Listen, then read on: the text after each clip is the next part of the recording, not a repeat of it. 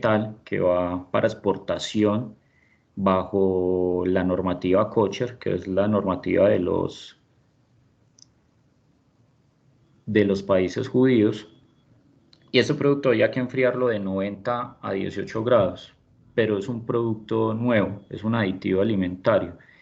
¿Cómo abordarían ustedes desde los sistemas de refrigeración y desde su logística de lo que estaban necesitando enfriar una tonelada en una hora, manteniendo la cadena de frío? ¿Cómo abordarían para darle una solución a este cliente?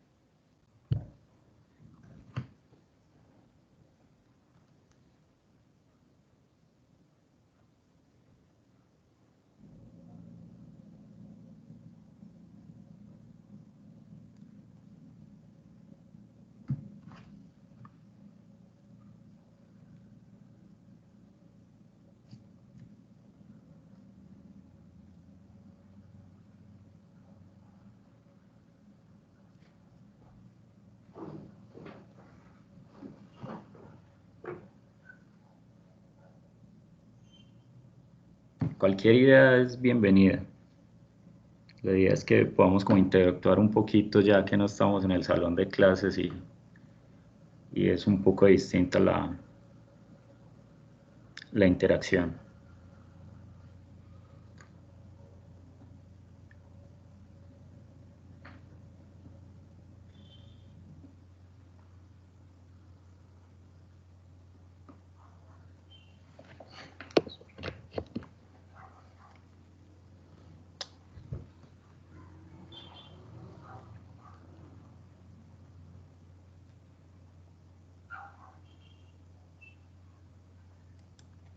Bueno, les voy comentando.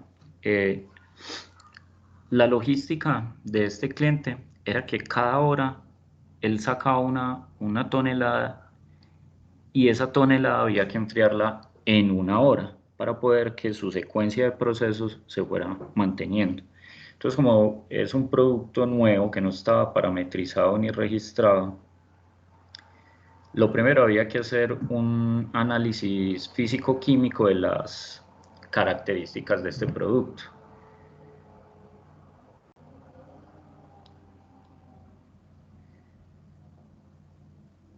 Y los primeros valores que nos arrojó es que, por ejemplo, el calor específico de este producto era de unos 2000 joules sobre kilogramo por grado centígrado. Entonces ya se imaginarán un producto con este C sub P para eliminar el calor. ¿Será rápido o será difícil extraerle el calor a ese producto?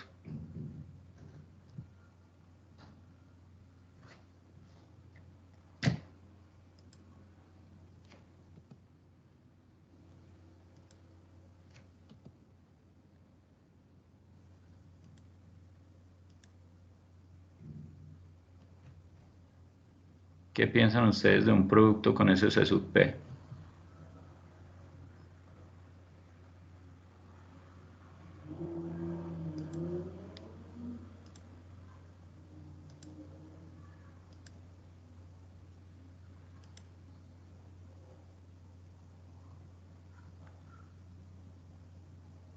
Los perdí por un momento. ¿Hasta dónde me escucharon? Qué pena.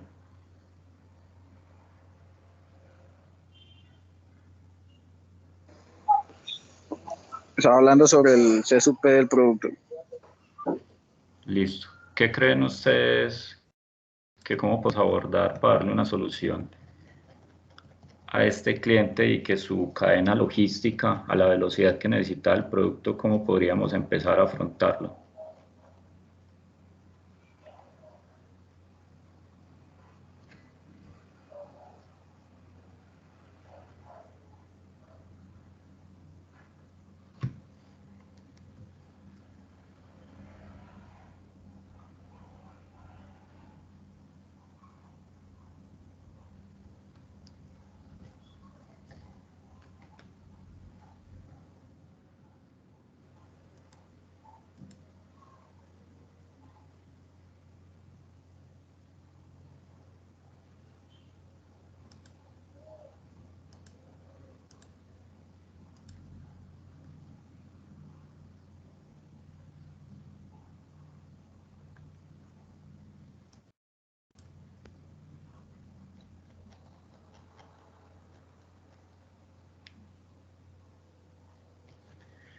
Bueno, les voy contando cómo se planificó la solución.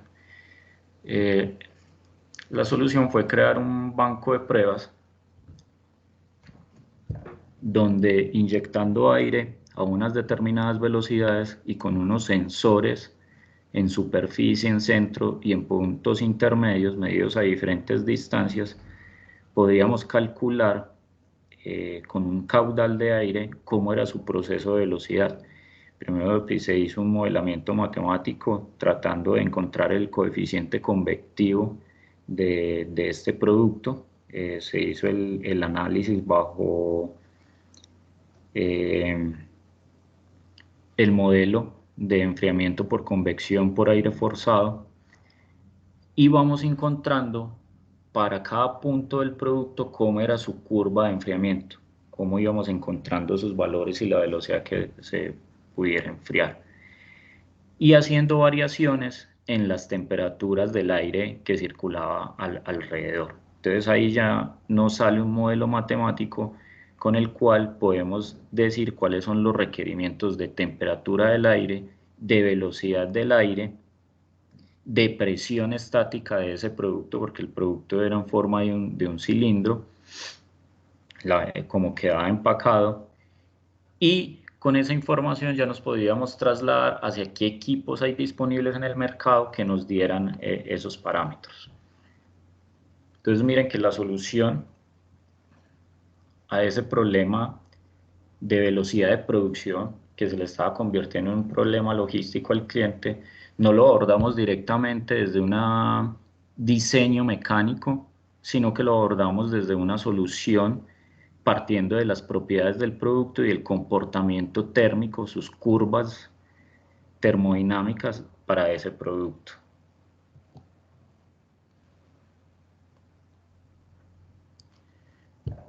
Miremos, por ejemplo, este caso. Cómo se da la evolución de la temperatura en un proceso de congelación para un producto alimenticio, en este caso unas alberjas con distintos tipos de instalaciones. ¿Por qué es importante mirar esto? Porque es que la logística de la cadena de frío nos obliga a mirar las distintas alternativas que tenemos para los procesos de enfriamiento. Mirando qué conveniencias, mirando conveniencias como velocidad de congelación de ese producto, consumo energético, cómo me afecta las características físico-químicas y organoléctricas de ese producto. Entonces, si observamos en la gráfica, que la gráfica es una condición de tiempo versus de temperatura en función del tiempo, perdón, para distintos procesos. Entonces vemos dónde está la flecha morada, que es el proceso número 1, es un sistema de congelación de cámaras de almacenamiento, o sea, una cámara básica construida pues en paneles con una unidad condensadora, un juego de evaporadores y que mantiene una condición de temperatura interna dentro de la cámara, unos menos 18 grados centígrados, se introduce el producto y se espera a que se enfríe. La cámara más sencilla, el equipo más sencillo que nosotros conocemos. Pero vemos que esa curva no presenta un descenso, una tendencia de descenso, sino unas olas que se van explayando en el tiempo. Y eso hace que ese proceso sea demasiado largo. Estamos hablando de tiempos superiores a los 1000 minutos para llegar a temperaturas de cercanas a los menos 10 grados centígrados. Entonces ya empezamos a evaluar cuál es el costo energético de tener un equipo encendido todo ese tiempo para poder lograr ese descenso de temperatura de esas arvejas. En la línea 2, que es la que está con la flecha amarilla, ya lo que tenemos es un producto sin envase en un túnel con bandejas. Entonces el producto no se empaca inicialmente, sino que se extiende, se hace una extensión sobre unas bandejas que están internas dentro de un túnel con una temperatura más baja, unos menos 30 grados centígrados, y unas velocidades de aire de 4 metros por segundo. Eso ya empezamos a hablar de unas velocidades de aire elevadas. Y podemos ver que ahí sí estamos llegando a unas temperaturas de menos 30 grados, aunque no estamos tomando un tiempo de 200 minutos aproximadamente. Y ya no sé, ya las olas ya no están tan suavizadas de la curva, por llamarlas así, sino que se da una meseta y con el tiempo después un descenso pronunciado después de un tiempo superior a los 100 minutos. En la línea verde tenemos una congelación rápida individual. Básicamente lo que hay ahí es una banda transportadora sobre la cual se hace circular aire de manera transversal. Y miren una característica, tanto el 2 y el 3 estamos manejando la misma temperatura, menos 30 grados centígrados, y una velocidad de aire de 4 metros sobre segundo. Lo que está cambiando es el método en el que yo estrello ese aire o hago pasar ese aire a través del producto. Y aunque tienen las mismas condiciones de temperatura y velocidad de aire, yo puedo lograr en cerca de 10 minutos alcanzar los menos 30 grados centígrados que se alcanzaba con el método número 2. Entonces miren la importancia de analizar el comportamiento del producto y el método que yo voy a utilizar, el diseño del sistema de refrigeración que voy a utilizar, aunque las partes mecánicas pueden seguir siendo las mismas, pero la forma en la que yo hago circular ese aire a través del producto varía y logro una disminución de tiempo. Recuerden que toda solución que yo plantee de mi sistema de refrigeración va enfocado hacia el producto. Con esto mejoramos las velocidades de enfriamiento y estamos aportando a la cadena logística del cliente, a su velocidad de producción. Y ya el último pues, es un sistema de criogénica que lógicamente pues, tiene unas condiciones muy específicas, que se manejan unas condiciones especiales de presión, unas condiciones de, de equipos totalmente diferentes y pues el tiempo ahí sí que disminuye hartísimo.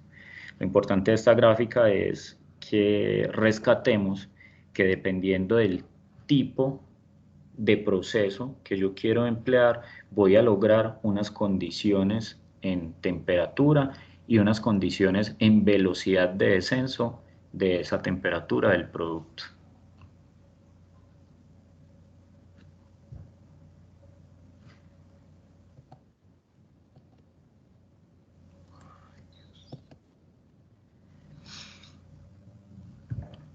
Entonces, hay un parámetro muy importante que es la velocidad de congelación.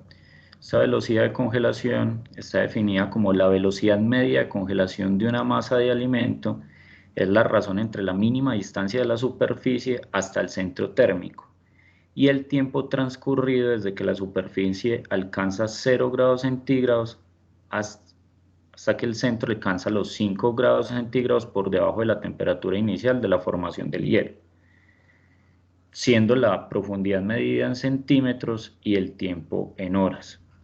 Cuando tenemos productos nuevos a los cuales vamos a congelar, es muy importante tener parametrizada esa velocidad de congelación. Cojo un punto en la superficie, tomo la distancia mínima hacia su centro, esa es mi distancia, y tomo el tiempo en el que la superficie alcanza a 0 grados centígrados y el centro térmico 5 grados por debajo de la temperatura de congelación del producto.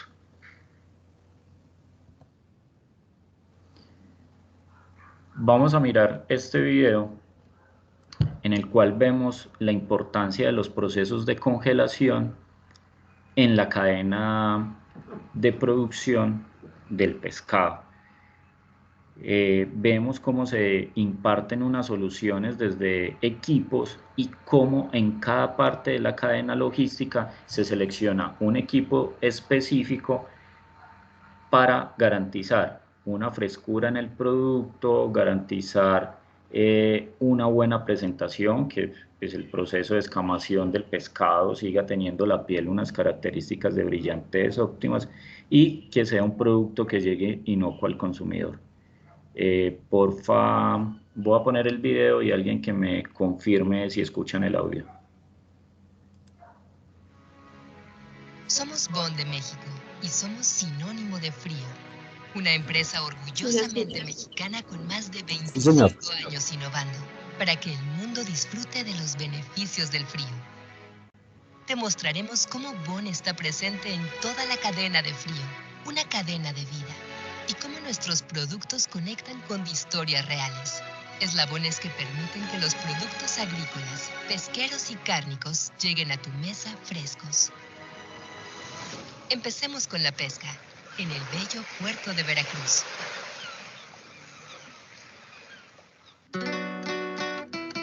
nombre es Modesto Durán Montejo. Pues yo soy pescador tengo un promedio de 60 años de vivir de la pesca. En realidad me siento satisfecho con ello.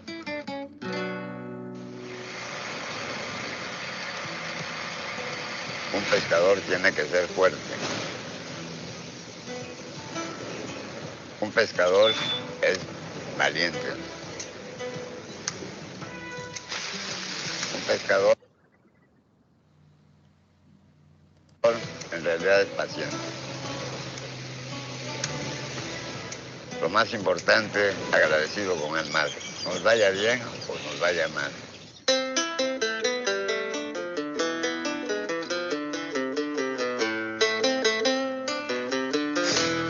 Mi nombre es José Ventura Vargas Sánchez, presidente de Pescadores Bajos de Orlaquilla. Llevo 40 años pescando aquí, que me dedico a la pesca. Ayer fuimos a tirar las redes al mar, a echarlas, y hoy las recogimos, gracias a Dios, y nos fue bien. Matamos un poquito de robalo, y un poquito de peto y marabaya. Cuando el pescador le reza a la luna del verano y a la luna del verano, cuando el pescador le reza, cuando el pescador le reza a la luna del verano y a la luna del Nosotros por verano. el pescado lo sacamos fresco, pero si nosotros lo metemos en nuestras neveras, con hielo lo conservamos mejor aún, no pierde su color y no pierde su valor nutritivo. Nosotros todo el pescado que llevamos a pescadería nos lo pagan de primera. ¿Por qué? Al llevar usted hielo, lo conservan, haz de cuenta que está vivo.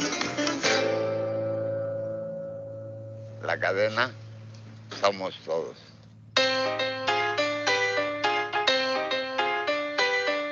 Nuestro producto es hielo purificado. El hielo que nosotros manejamos es un hielo en hojuelas, suave, donde no lastima el pescado, ya que de esa manera, si se usa un hielo más grueso, el pescado se maltrata y pues obviamente llega maltratado a la mesa del cliente. Este hielo es especialmente hecho para que el pescado no se lastime, no se dañe. Sacamos el producto y ya lo mandamos al mercado. Soy Genaro Vázquez Orozco, de aquí la pesquería de los Campiqueños. Nos dedicamos a la compra y venta de pescado de marisco en general al público y al mayoreo.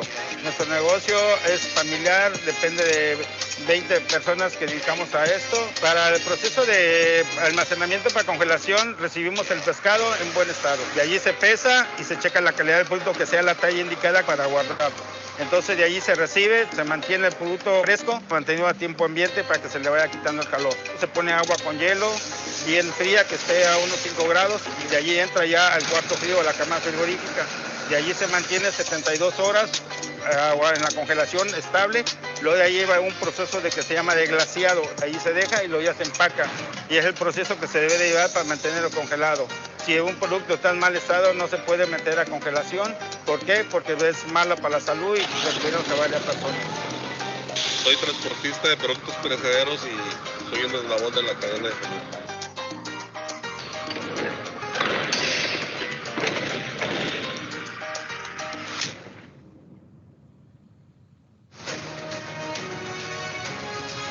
Gracias por acompañarnos en este maravilloso viaje que conecta la vida de personas como tú y como yo, enlazadas por historias de trabajo y dedicación, cada una haciendo su parte, como un eslabón de esta gran cadena de vida. La cadena de frío. Bond.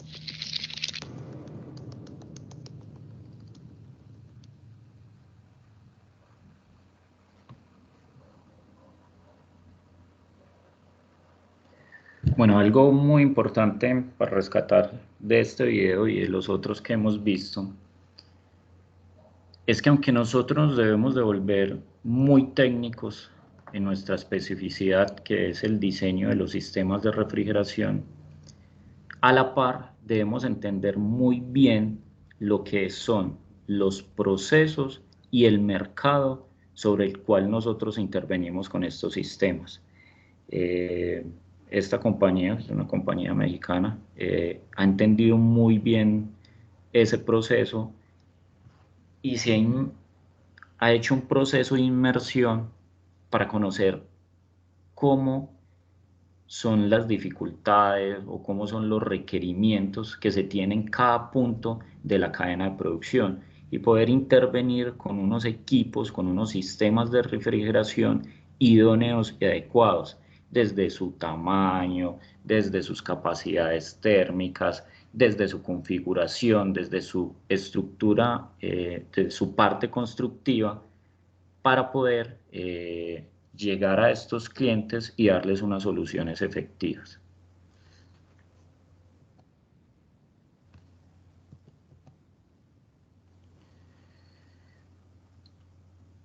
Una definición: productos sometidos a tratamiento térmico por frío. Entonces, son aquellos que han sido sometidos a un proceso adecuado de refrigeración, congelación o ultracongelación, buscando evitar el crecimiento de microorganismos, reducir la emisión de calor y vapor de agua y el desprendimiento de gas carbónico y oxígeno.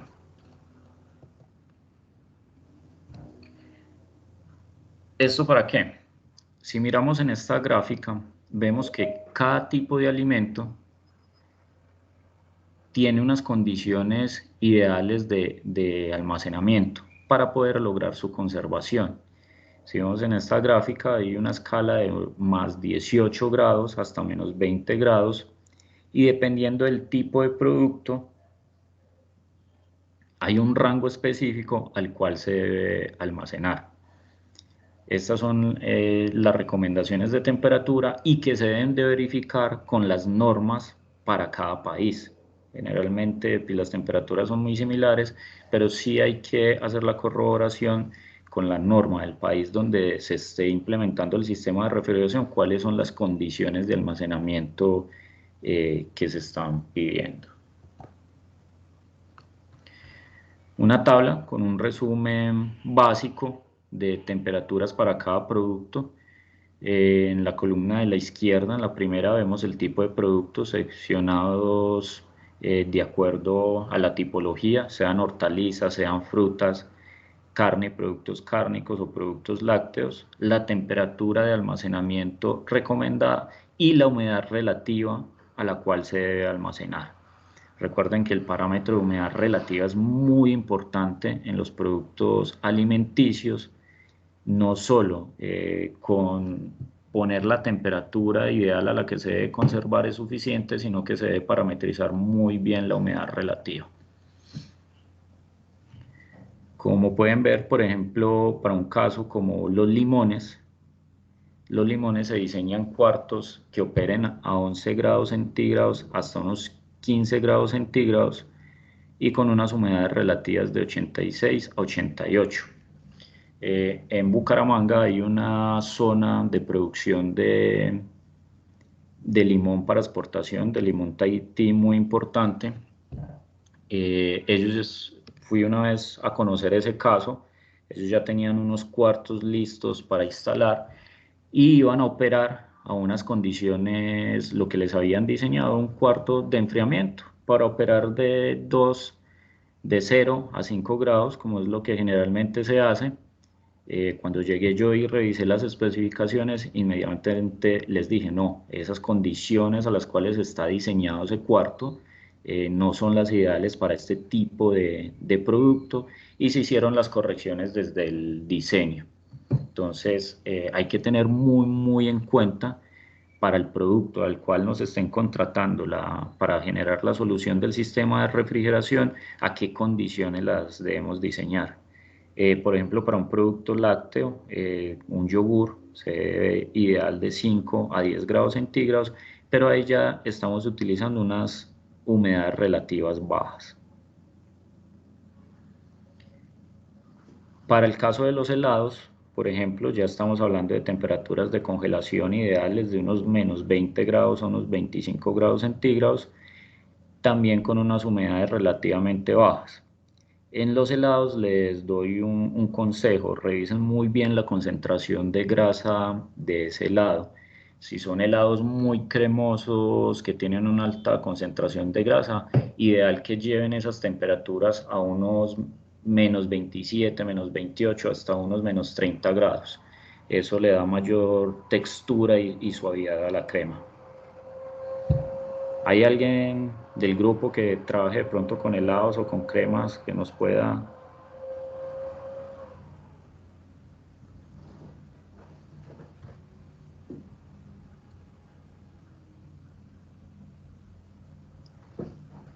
Bueno, la conclusión final de esta tabla es que hay tablas para todos los alimentos. En la FAO se pueden conseguir todas estas tablas y se amplían también por mayor número de productos y por la tipología.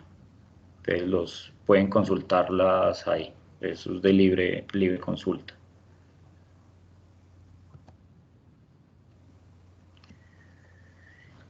Equipos en la cadena de frío. Vamos a dar una mirada rápida a los equipos que todos conocemos.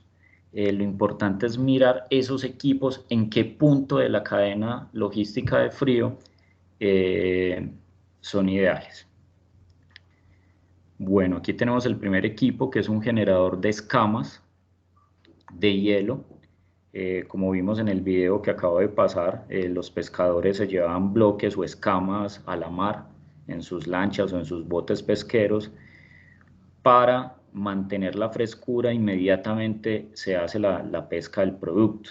Entonces, estos generadores de escama en puerto deben estar cerca al puerto para poder hacer el abastecimiento de las escamas del hielo que se van a llevar en sus bandejas de almacenamiento, en sus canastillas de almacenamiento, para salir a sus procesos de faena. ¿Y cómo generamos ese hielo? Hay muchísimas formas.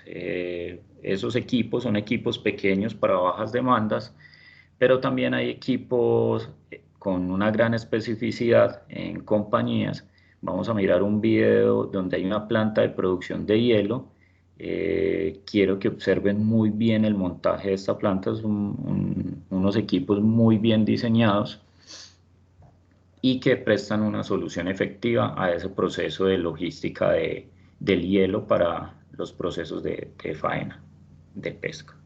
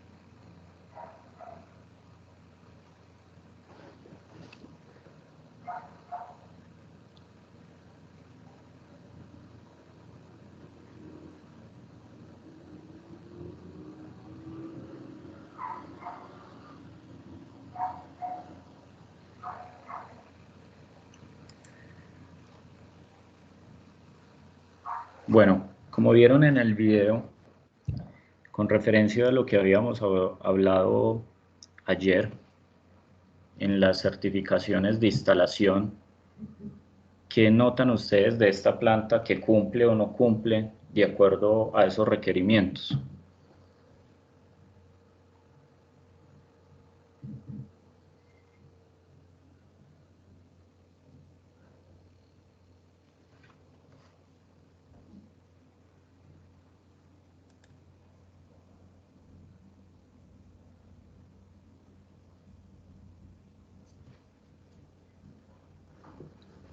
¿Se acuerdan de los 5 tipos de certificaciones que hay a la hora de evaluar un sistema de refrigeración que se encuentra dentro de una cadena logística?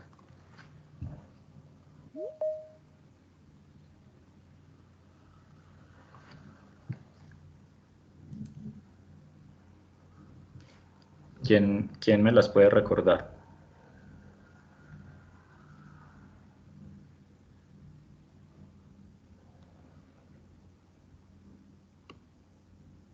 Les ayudo con la primera, la calificación de diseño.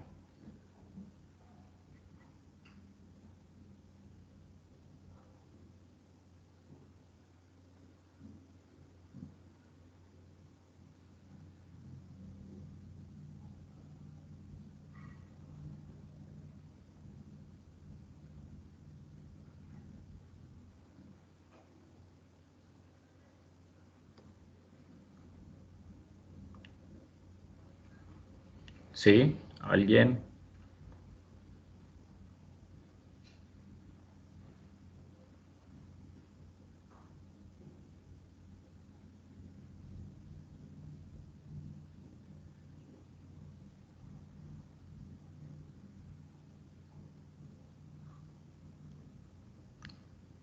Profe, si no hace el favor de repetirlas, pues le agradezco, la verdad no las tengo muy presentes. Recuerden que era la calificación de diseño, la calificación de instalación, la calificación de operación y la operación de mantenimiento. Entonces, como veíamos en los videos, habían sistemas de control parametrizados, habían unos equipos que me daban el diámetro y el tamaño ideal del hielo de acuerdo a los requerimientos que necesitaba el cliente. Hay un túnel que está construido dentro de una cámara de refrigeración construida con panel aislado, de algo que uno cree que es bastante sencillo, que es la fabricación de hielo. Todos hacemos hielo en nuestras casas, en nuestras neveras, pero ya a nivel industrial, de un hielo que se necesita dentro de una cadena de producción, dentro de una cadena de frío, ya hablamos de unos sistemas complejos que requieren un diseño de ingeniería óptimo, que sea con una alta calificación y una alta calificación en la instalación.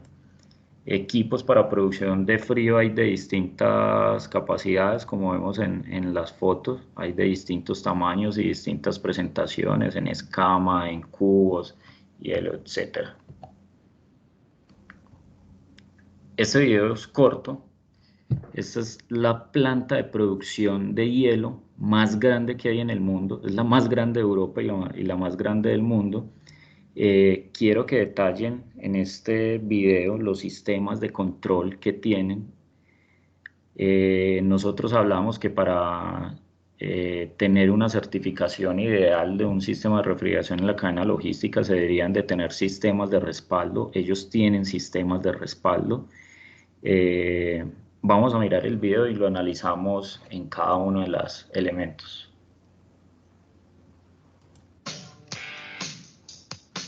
¿Qué tal, Antonio? Buenos días. Buenos días, María. ¿Qué tal? Bienvenidas a ProCubitos Euro. ¿Queréis pasar y ver cómo trabajamos? Estamos en la fábrica que refresca Europa. Exacto. Esta es la mayor fábrica de Europa de producción de hielo. Aquí fabricamos hasta unos 350.000 kilos diarios de hielo. Y estamos en temporada alta, ¿no? ¿Estáis a tope? Ahora estamos como locos. En 3 meses, en los meses de verano, se da prácticamente un 60-70% y si aprieta el calor, pues un poquito más todavía, ¿no? De lo que se hace en todo el año.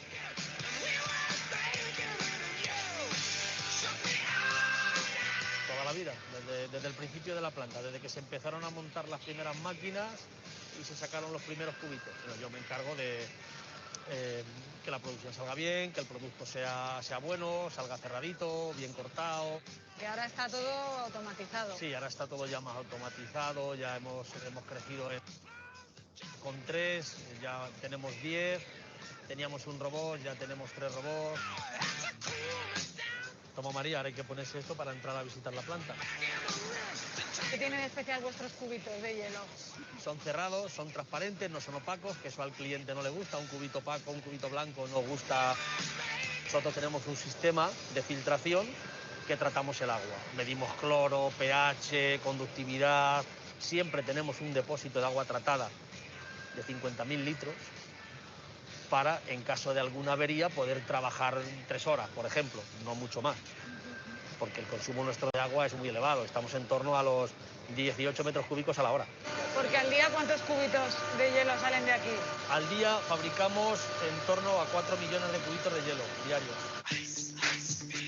Y si sale un cubito mal, un cubito chuchurrío. Tenemos una máquina de rayos X, un multiescáner, que discrimina los cubitos. Si está roto o si tiene agujero, lo tira. Y cuando te sirven un refresco, eres de los que mira ahí. Antes yo no miraba el hielo, el caso es que enfriara, pero ahora sí que lo miro, Pues esta es mi segunda temporada. Empecé el año pasado estudiando un máster, así que poco a poco sigo mi formación. O sea, que es un poco puntual este trabajo. Por temporada, sí. Saco un dinerillo y no estoy sin hacer nada tampoco. Oye, llevas un ritmo de trabajo que no paras. Bueno, hombre, tampoco es tanto, sino que al principio pueden parecer muchas cosas, porque es estar pendiente de las bolsas, de los sacos, que no se atasque, que no se acumule el hielo en la tolva, el escáner, porque a veces tiras mucho hielo hueco y hay que estar pendiente de echarlo. ¿Los resbalones cómo lo llevas? Bien, de momento sí, soy bastante cuidadoso con el tema de limpiar la zona de trabajo y el resbalón la verdad que no me he llevado ninguno, de momento. Esta es la pieza, la que yo estoy reparando, que esta ya está nueva y reparada. Esta es. Cualquiera mete ahí la mano, ¿eh? Esto corta muchísimo.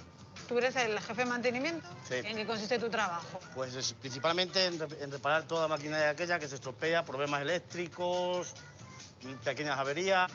¿Y tú, Javier, te imaginabas todo el trabajo que hay detrás de un cubito de hielo? No, la verdad es que no. Ahora ya sí, claro, tú verás.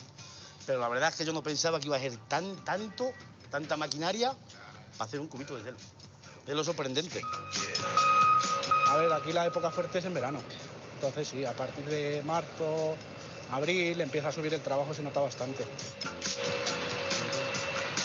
Y se agradece el fresquito, ¿no? Sí, la verdad que sí, que ahora en verano se está a gusto. El frío, a veces demasiado frío, pero se está bien.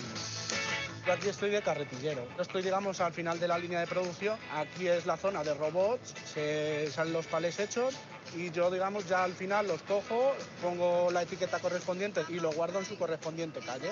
Porque al día, ¿cuántos camiones así de media? Pues yo creo que de 10 no baja, de 10 camiones no baja.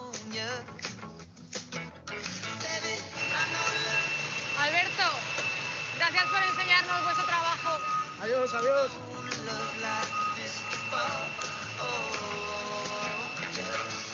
Un dato curioso, España es el país que más hielo consume de Europa. Nos zampamos 10 kilos por persona y año.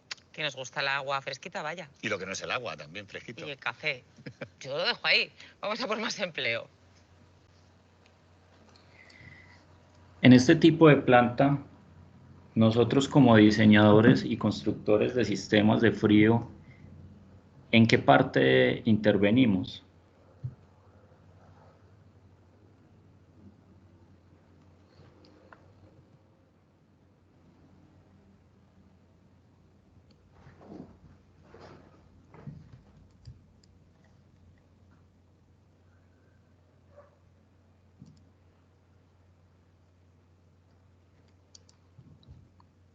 en una planta de este tipo, en un proceso tan básico como es hacer un cubo de hielo.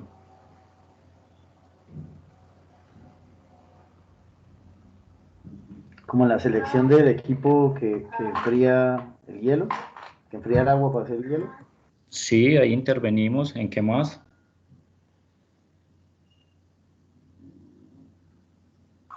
En el almacenamiento del producto.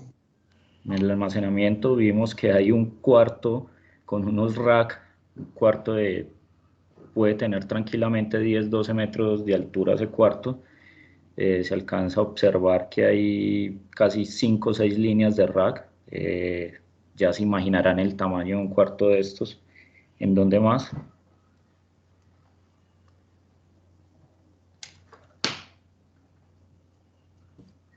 En el mantenimiento. En el mantenimiento, correcto.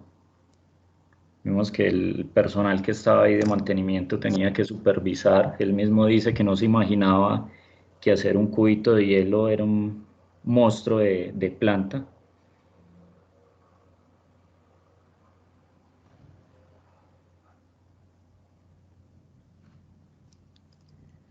Vimos que en la línea de producción tenía también unos chillers donde se hace un intercambio térmico. Esos chillers también nosotros estamos capacitados en el diseño y construcción de este tipo de equipos. Básicamente lo que nosotros no haríamos sería el proceso de fresado que estaba haciendo en el disco de corte.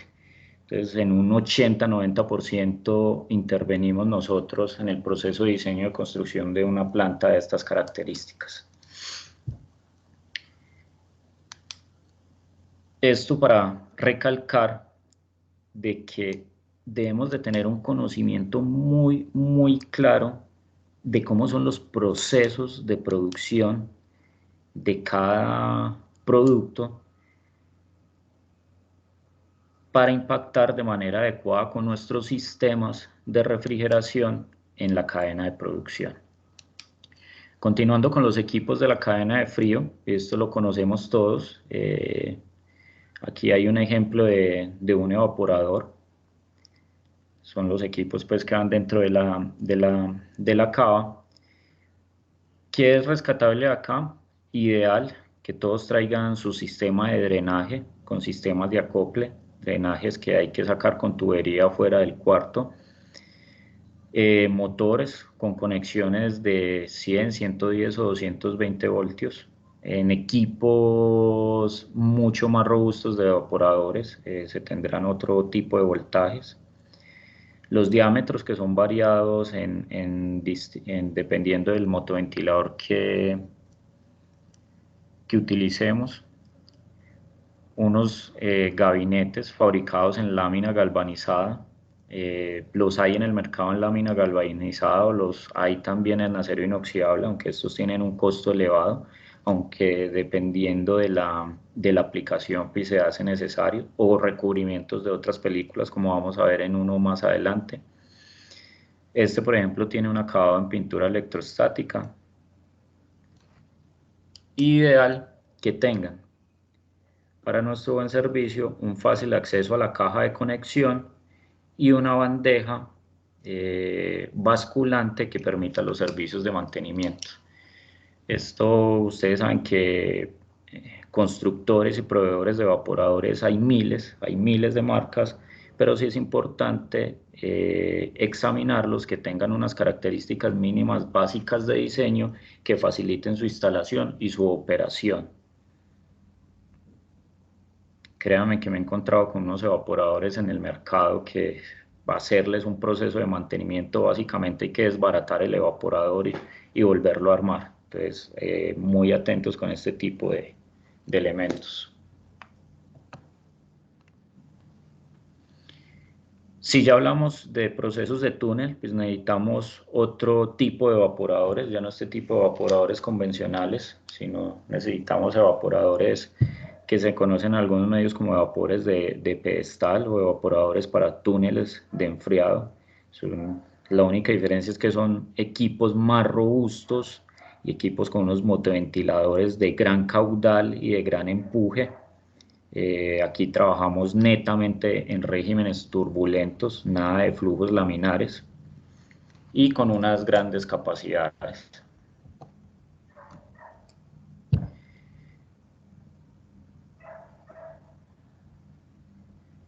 Otro tipo o modelo de evaporador, por decirlo así, son los evaporadores que se conocen como tipos duales.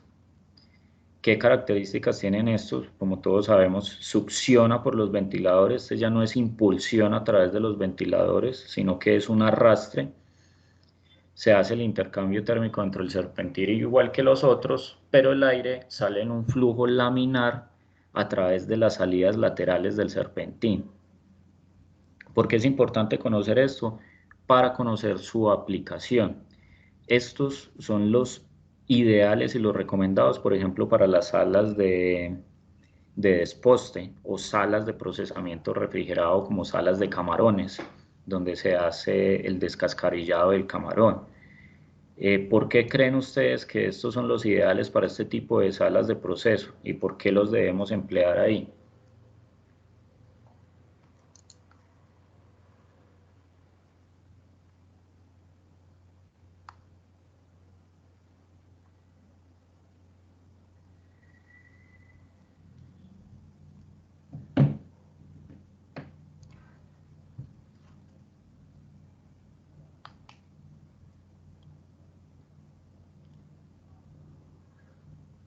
¿Ideas? El flujo, pues no sé, ingeniero, el flujo de aire lo hace en sus laterales. La parte de arriba entonces distribuye mejor el aire en el volumen que maneje o en el cuarto que esté. Sí es una posible idea, aunque los otros, si yo los tengo bien ubicados y con el caudal de aire que necesite manejar para el volumen de la habitación, pues yo puedo lograr también una distribución. ¿Otra idea?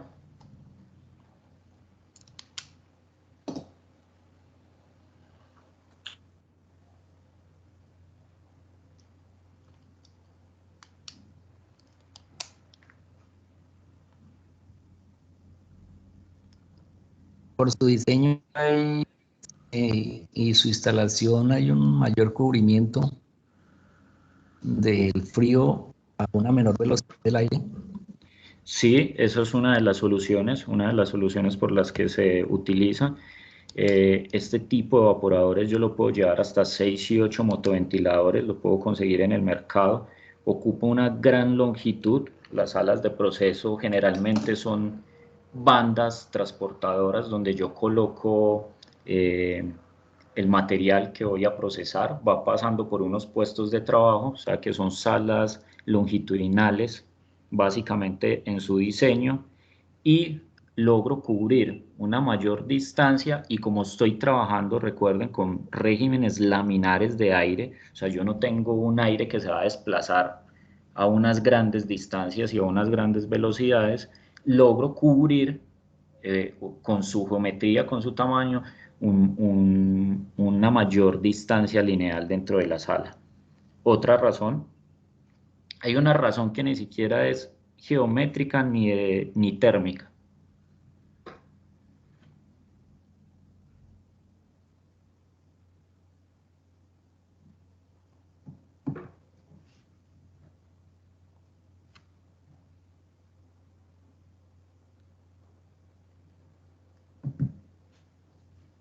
¿Alguna idea, alguien?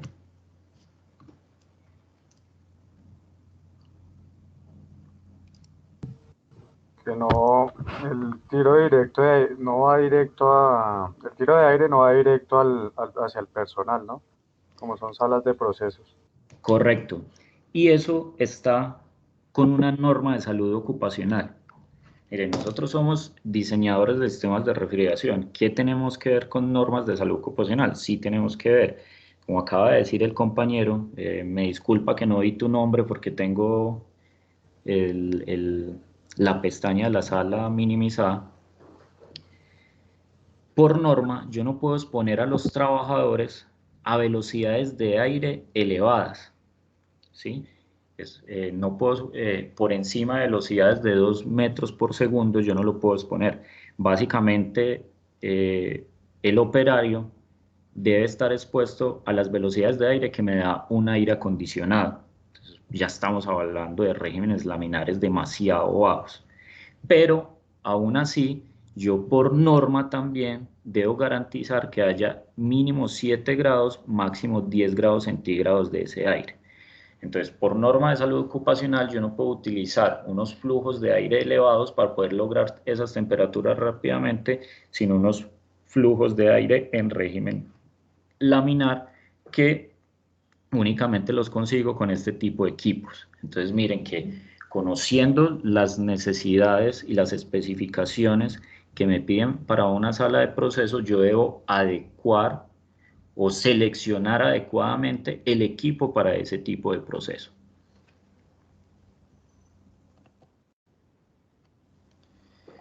Este lo vimos ayer, que son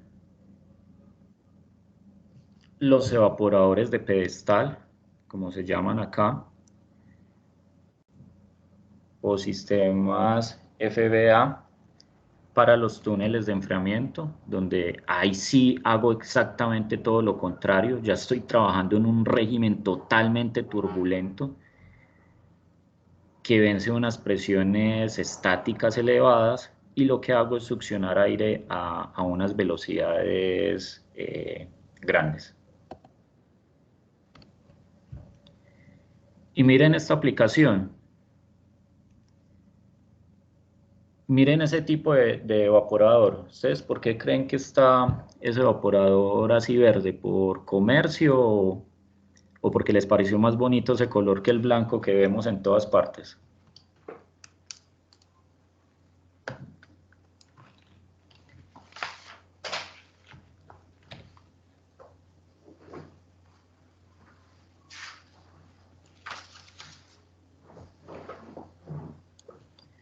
¿Por qué creen que el evaporador sale con estas características en estos procesos de verduras?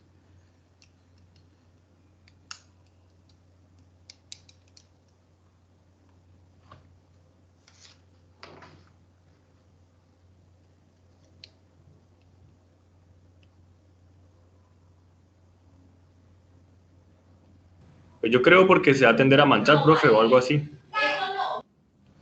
No, la solución de por qué tiene este color no es para nada estético. Tiene que ver con una característica. Cuando yo introduzco productos vegetales, por ejemplo como el plátano, a unas cámaras de almacenamiento refrigerado, el plátano en su proceso de maduración genera un gas, genera gases. Ese gas es etileno. Este etileno es altamente corrosivo, inclusive con la pintura electrostática y la lámina galvanizada, y se debe hacer un recubrimiento especial del evaporador para no desgastar la lámina. Y únicamente se puede lograr con este tipo de pintura.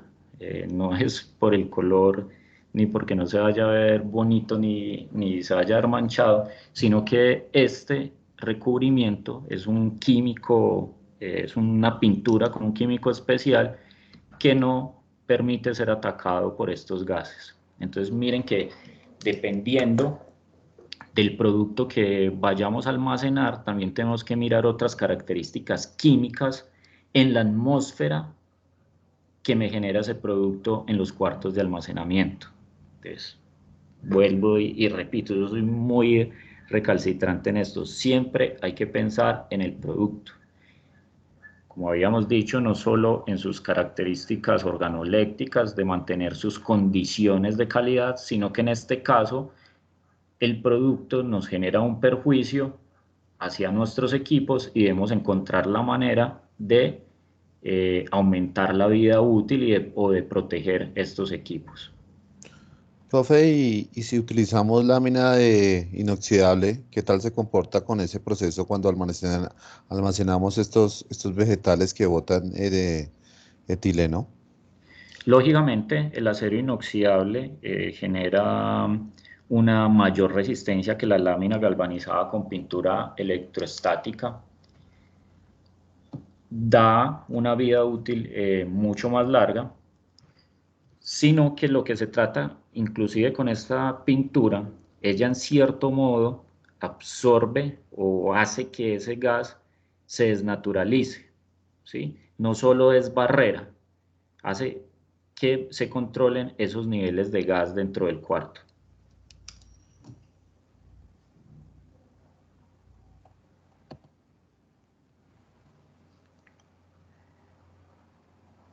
¿Qué más hay de equipos en la cadena de frío? Nos vamos a meter un momentico en la parte del transporte refrigerado. Creemos que nunca vamos a intervenir en esto, pero muchas veces hay que presentar soluciones desde los sistemas térmicos a esto. Básicamente el transporte refrigerado se divide en 3 sectores, que serían los vehículos frigoríficos, la carga aérea frigorífica en tipos de contenedores y los contenedores frigoríficos refrigerados o intermodales, que son los que se transportan en mulas, barcos, etc. Para esta sección del transporte refrigerado, lo ideal es remitirnos a los requerimientos del Handbook ATP. La última actualización de este Handbook se hizo en el 2020. Se consigue más fácil en la página de la ONCE. Es de descarga gratuita para el que quiera ampliar las ideas en este aspecto. Vamos a mirar unos aspectos generales de lo que me da el Handbook en cuanto a equipos para el transporte refrigerado en la cadena logística.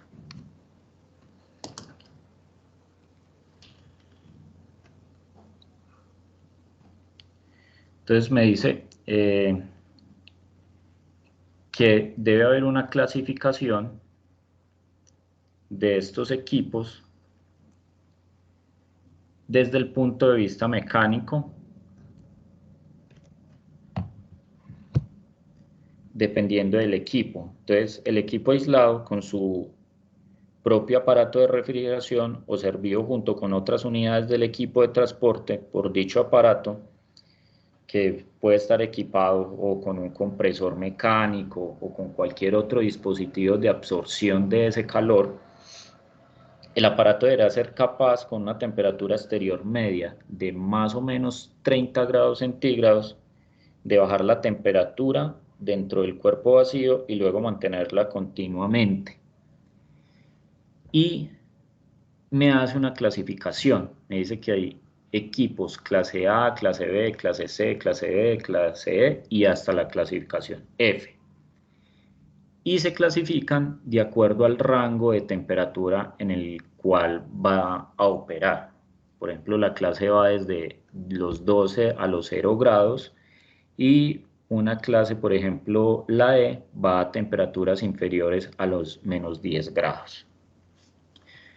Algo en lo que recalca mucho y en lo que más mira la ATP, que es la Asociación de Transporte Refrigerado Internacional de Productos Perecederos, es cómo se da la transferencia de calor a través de las paredes de estos contenedores. Entonces ahí están los temas de un aislamiento térmico adecuado. No es ir a hacer lana de vidrio por hacerla, no. Se debe de calcular muy bien cuál es el coeficiente de transferencia de calor a través de las paredes del sistema diseñado. Como vemos acá, hay que hacer una evaluación de los parámetros, tanto constructivos como geométricos, constructivos en cuanto al tipo de aislamiento, y en el Handbook nos enseñan a hacer los cálculos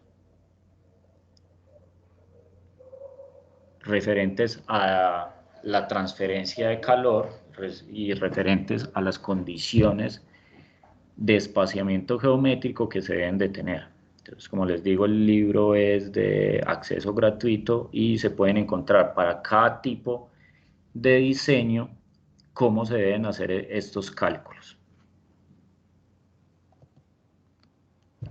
También que nos dicen este Handbook, por ejemplo, este es un tanque de transporte de líquidos refrigerados nos dice todas las parametrizaciones donde se deben de colocar los puntos de inspección de temperatura, donde deben ir cada uno de los sensores. Esto cambia dependiendo si es un solo compartimiento, 2 compartimientos o 3 compartimientos del tanque. Se hace una variación de donde deben ir los puntos en el documento, que como le digo lo pueden descargar. Están para los otros tipos de configuraciones, ya de 2 o de 3 o más compartimientos, donde se deben de colocar este tipo de sensores.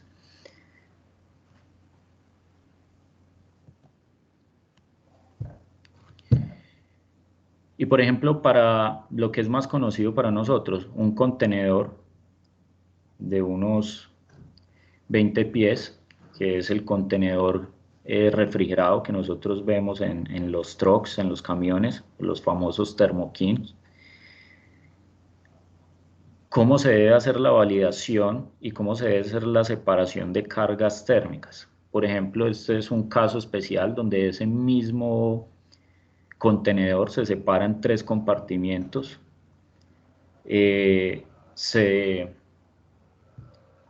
En los cálculos que se deben realizar, se ve que se tienen todas las dimensiones de cada uno de los espacios, los espesores que se tienen, los valores K, o sea, los valores de la variable K, de la conductividad para cada uno de esos valores, y se hace un cálculo de la energía demandada por cada uno de esos compartimientos. Como vemos en los resultados al final, el compartimiento 1, lo que me demanda, el compartimiento 2 y el compartimiento 3. Entonces, cuando yo voy a intervenir en un Thermo-King de estos y voy a hacer un montaje de un equipo, para mantener las condiciones de temperatura ideales en el transporte del producto perecedero, debo hacer una parametrización adecuada de este contenedor de acuerdo a las exigencias que me da el handbook, el ATP, y separadas para cada uno de los espacios.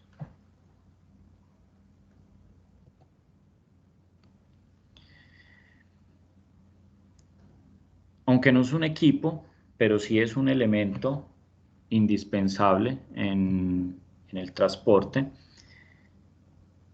me da las recomendaciones de los refrigerantes que se deben utilizar tanto para transporte en trenes, transporte por carretera y contenedores frigoríficos.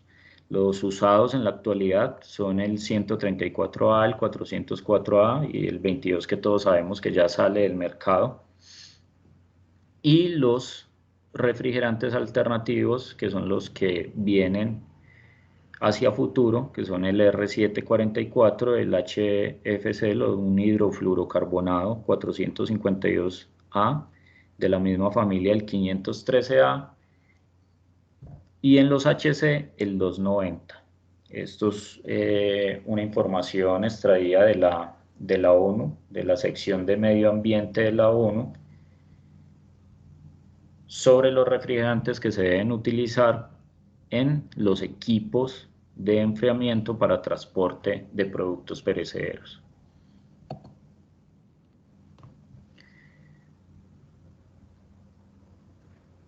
También se tiene, para la ONU nos hace la recomendación para las cámaras de almacenamiento, en donde se tienen los productos listos para ser transportados, cuáles son los gases refrigerantes ideales. Nos recomienda que para cámaras pequeñas para ellos son de menos de 100 metros cuadrados. Se debe utilizar el gas refrigerante 404A, y como alternativos de los que vienen a futuro tenemos el R449A y el R448A. Y para cámaras ya superiores a los 100 metros cuadrados, se tiene el HCFC 22, el 507A y el 422D. Y como reemplazos, refrigerantes alternativos, tenemos el R744 y el R717. Como les digo, estas son las recomendaciones que da la ONU en su equipo de medio ambiente sobre los tipos de refrigerantes que se deben utilizar de acuerdo al sistema de cámara que estemos construyendo en cuanto a su tamaño.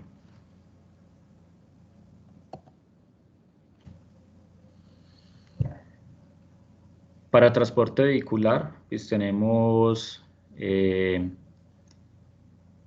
seccionados de acuerdo a su capacidad. Tenemos para 3.5, 10 y 20 toneladas, que son las capacidades que se encuentran en el mercado de acuerdo a los tipos de vehículos.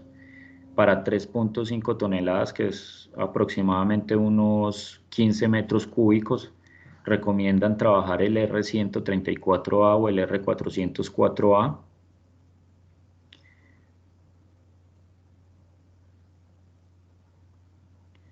Para 10 toneladas tenemos capacidades máximas de unos 40 metros cúbicos o de unos 60 metros cúbicos con los mismos gases refrigerantes, y ya a nivel de tracto camión, que ya tenemos unos equipos con una gran capacidad que generalmente van montados al frente del contenedor para unas 20 toneladas o unos 120 metros cúbicos de carga. Continuando con los equipos de la cadena de frío, tenemos las unidades empaquetadas.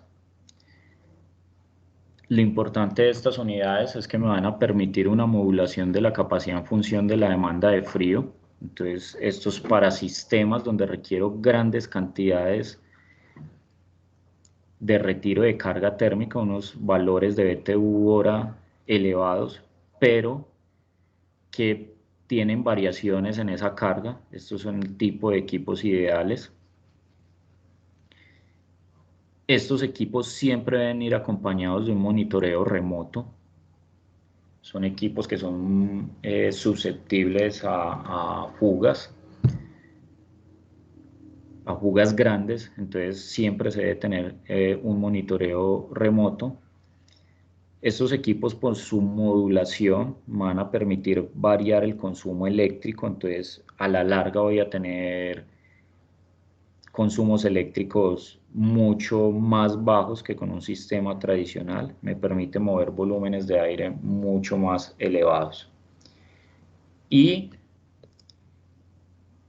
unos niveles en decibeles, unos niveles de sonido demasiado bajos, que es otro punto. Nosotros, cuando instalamos sistemas de refrigeración, dependiendo de donde los vayamos a instalar, debemos de mantener unos niveles de sonido, unos niveles de decibeles adecuados de acuerdo al sitio, sea rural o sea una zona urbana. Solo hay unos niveles permitidos de sonoridad.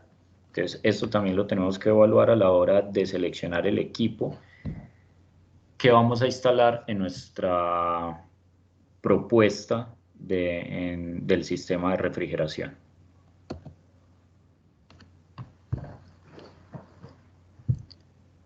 ¿Qué más equipos nos encontramos? Equipos básicos, los equipos de sistema rack, que ya son para capacidades muy elevadas de BTUs.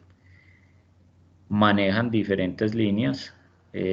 Esto es importante cuando se tiene en una planta diversas cámaras, entonces se puede a través de un solo equipo centralizar toda la distribución de carga térmica. Acá en esta foto vemos el equipo más grande que se ha construido en Latinoamérica hasta el momento de refrigeración tipo rack. Estamos hablando de un equipo que maneja una carga de unas 1.800 toneladas de refrigeración.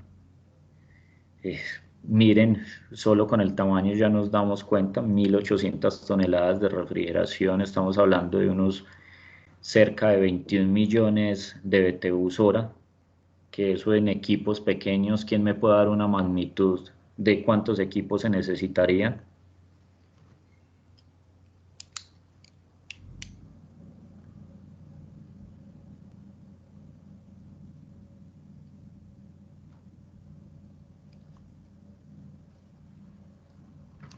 Un equipo de este tamaño, ¿cuántas unidades de 12 caballos podría reemplazar tranquilamente?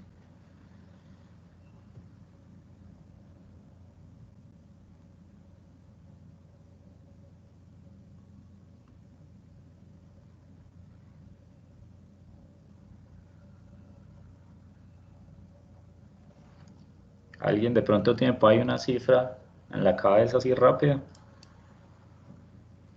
Para darnos idea del tamaño de una unidad de estas.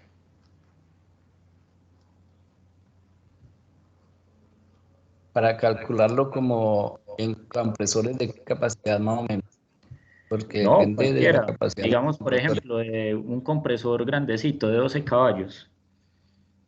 Uy, no. Pues un compresor grande puede ser uno de 30, serían más o menos como 40 compresores. Subámoslo a 30. No, de 30 Ajá. me puede estar dando unos 180.000 BTUs tranquilamente. 21 millones dividido 180.000.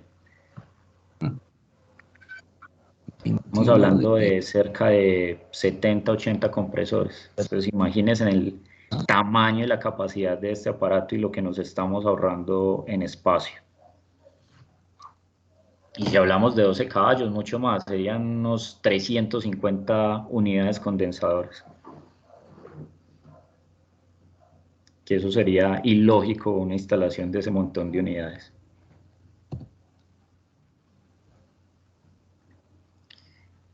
Otro tipo de equipos que podemos utilizar son los congeladores rápidos o equipos doble tapa. ¿En dónde creen ustedes que es el ideal utilizar este tipo de equipos?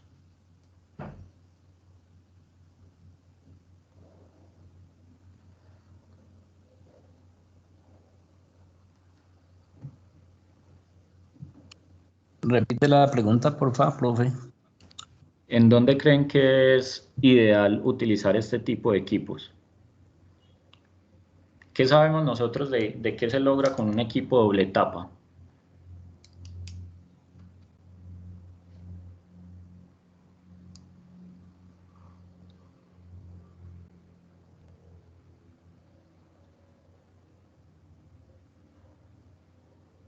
Una mayor diferencia en las presiones de alta y baja, ¿no?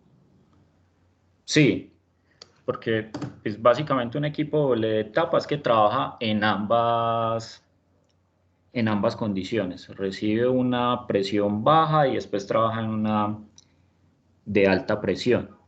¿Esto qué me favorece en sí? Lo que yo logro con un equipo doble tapa que me maneja esas dos condiciones de presión es que yo logro temperaturas de evaporación mucho más bajas. Al lograr temperaturas de evaporación mucho más bajas, ¿yo qué obtengo en cámara? Temperaturas muchísimo más bajas. Eso puede ser como para túneles de congelación. Correcto. Para túneles de congelación o cámaras en donde hay procesos que yo necesito temperaturas demasiado bajas. Estoy hablando de temperaturas en cámara de menos 30 grados centígrados hacia abajo, menos 35, menos 40, etc. Por ejemplo, estos equipos serían ideales donde se están almacenando las vacunas para COVID-19 que requieren estas temperaturas, a excepción de la de Pfizer, que ya estábamos hablando de temperaturas de menos 70, menos 80. Pero para las otras, este sería el tipo ideal de equipo. Entonces, si ya nos hablan que necesitamos un proceso, un producto que requiere temperaturas de menos 35 grados de almacenamiento, inmediatamente nosotros en nuestra mente ya tenemos equipos doble tapa.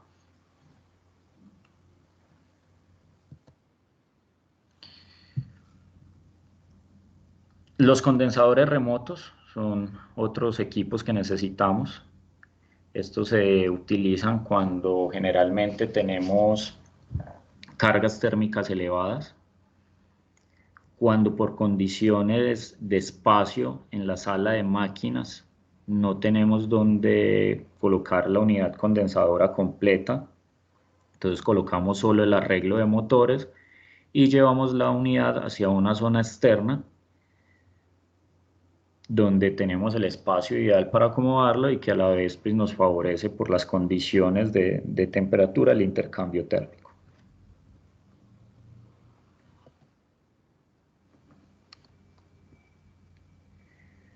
Otro tipo de equipos que encontramos en el mercado son las unidades enfriadas por agua. Estas unidades enfriadas por agua son las que más encontramos en la cadena hotelera. Esto porque pues, son unidades relativamente pequeñas para la capacidad que nos da. Su manejo es más sencillo, por decirlo de alguna manera, con respecto al manejo con gases refrigerantes, y son las unidades que más se apetecen en este tipo de industria, que también tiene una alta demanda en sistemas de refrigeración. Y ya a nivel retail, pues tenemos todo lo que son serpentines para enfriadores y botelleros, que son unidades pequeñas, unidades de máximo 1,5 caballos, 2 caballos, que encontramos en el mercado ensambladas dentro del mismo módulo o dentro del mismo gabinete de la nevera. Y los demás equipos que se requieren, llámense en expansores, llámense chiles, intercambiadores de calor y demás accesorios que no vamos a entrar en detalle ahorita.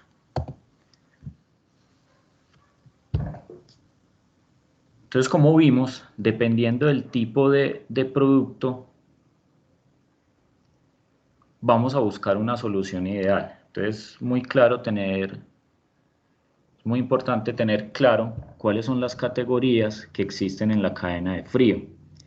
Esas categorías están segmentadas de la siguiente manera. Tenemos cárnicos, en los cuales encontramos carne cruda fresca, todo lo que es pollo, pescado, res, cerdo, etcétera. Etcétera es cordero, por ejemplo, aquí ya hay plantas de sacrificio de cordero. Hay unas granjas grandes de cordero en Cundinamarca y en Antioquia. Creo que en Santander ya también se está dando. Esta carne tiene unas características muy especiales de almacenamiento. Si alguien trabaja aquí en cordero y nos quisiera ampliar información, sería bueno. Y lo que son carnes procesadas, carnes frías y embutidos. El otro sector es el sector de lácteos, donde tenemos todo el tema de leche cruda.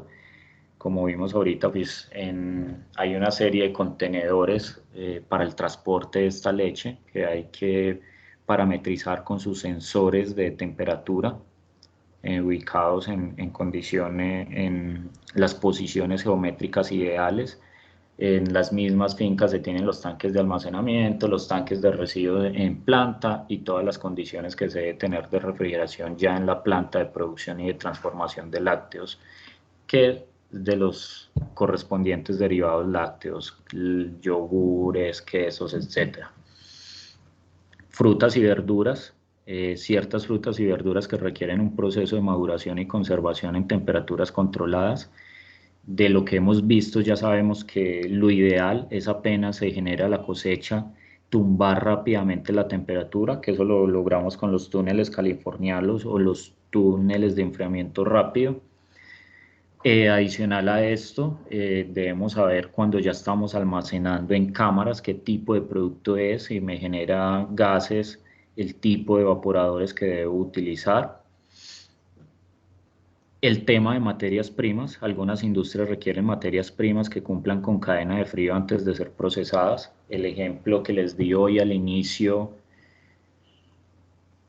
de esta charla, que les hablaba de una grasa vegetal que se debería enfriar 1 tonelada en 1 hora y que tocó hacer la investigación de sus condiciones físico-químicas, sus valores de C sub P, hacer una prueba de enfriamiento con sus sensores en superficie, interno, unas posiciones intermedias para conocer cómo era la curva termodinámica de enfriamiento de ese producto. Entonces analizar cómo era el proceso ideal en cuanto a temperatura que lo rodeaba, el caudal necesario de los ventiladores. Entonces ahí se dio una solución para esa materia prima.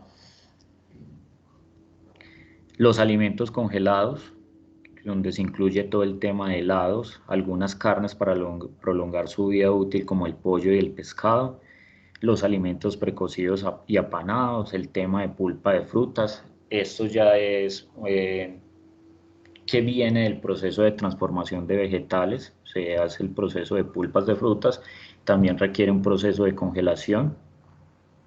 Esas pulpas, dependiendo de la concentración de sólidos que tenga, su concentración en grados Brix de azúcares, ya sabe, como vimos en las curvas, tiene unas características, su curva de congelación.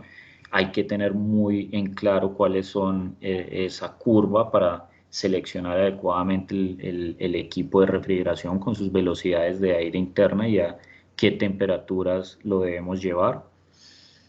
La floricultura, bueno, se me olvidó montar alguno de estos casos, pero el tema de floricultura es delicado. Este tipo de plantas necesitan unas condiciones de humedad elevadas, con unas condiciones de régimen laminar. Por ejemplo, esto es un caso donde ya no utilizamos un evaporador convencional, sino que volvemos a utilizar un evaporador tipo dual, aunque no hay, en el cuarto final no hay gente procesando, por decirlo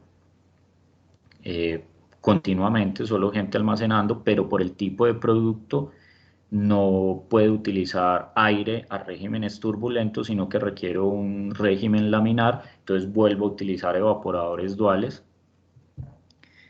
Medicamentos, especialmente las vacunas, y el tema de órganos humanos, que es el trasplante de órganos, requiere una logística de cadena de frío muy especial, que pues, no nos vamos a meter en este curso en eso porque es un tema amplio y no nos daría para el resto de material que tenemos. Pero sí vamos a ver una aplicación en cuanto al tema de medicamentos, qué soluciones se pueden dar desde el punto de vista de equipos y del proceso para atender esta cadena logística en el segmento de medicamentos. En un segundo les activo el video.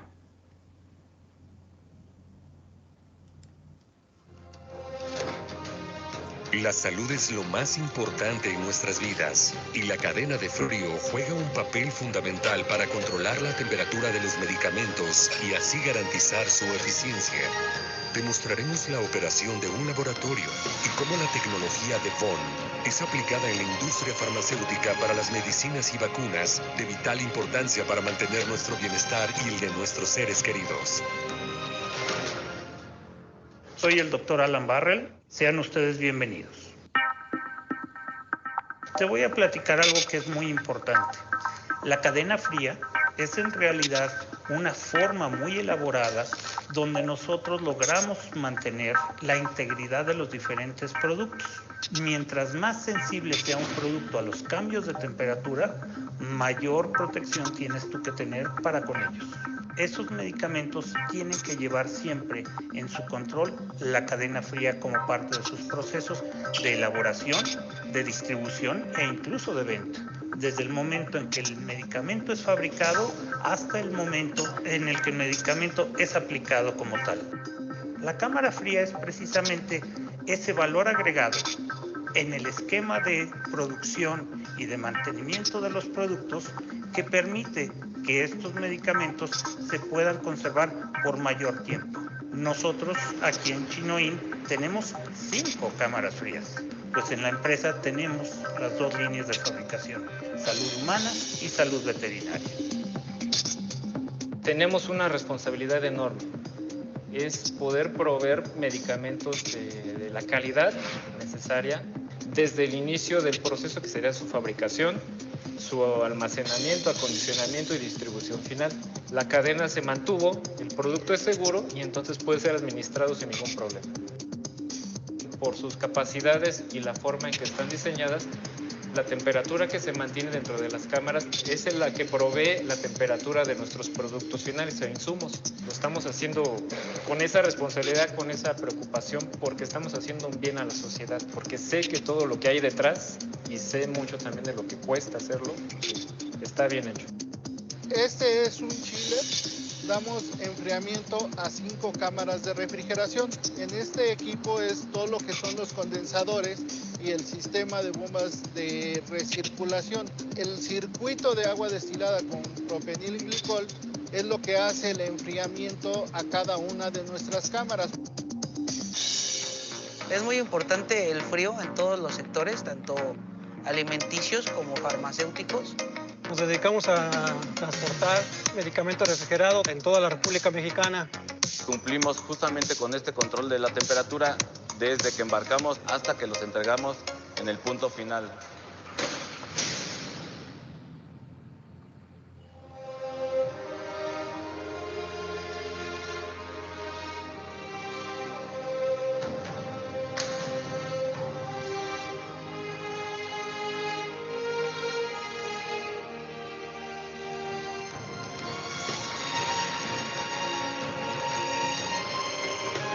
Continuaremos contando historias ligadas con el frío, innovando y desarrollando tecnologías que impacten positivamente en tu vida y en la de tus seres queridos.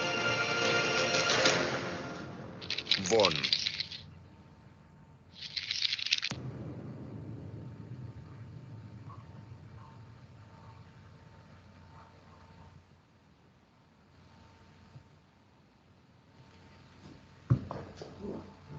Bueno, hemos visto a través de los videos para cada una de las tipologías o líneas de producción que hay dentro de la logística de la cadena de frío, qué soluciones se deben implementar. Por ejemplo, en esta industria de medicamentos vimos que tienen un chiller que trabaja ya es con agua glicol. Entonces se genera otra especificidad en cuanto a equipos de acuerdo a la línea de proceso que estamos trabajando.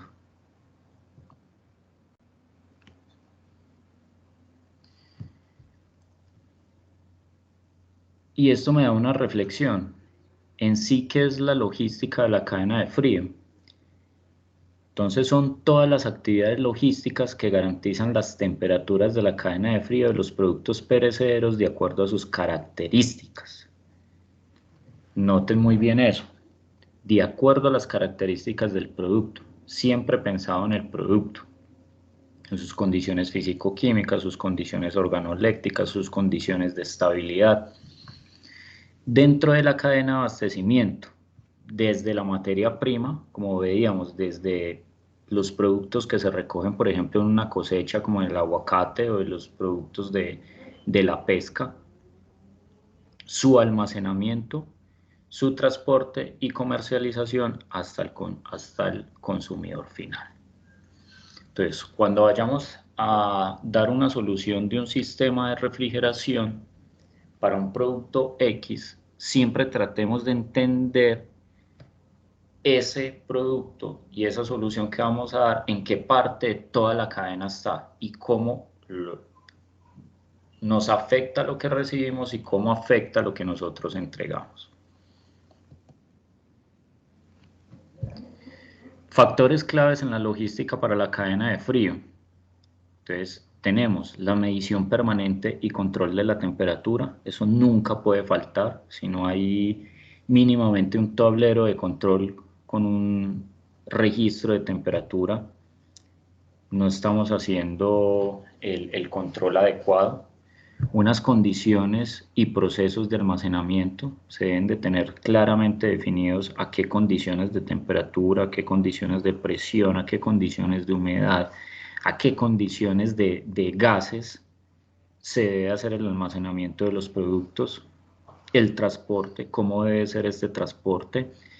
Veíamos que el Handbuch ATP nos habla de unas condiciones que se deben de tener en el compartimiento como tal refrigerado.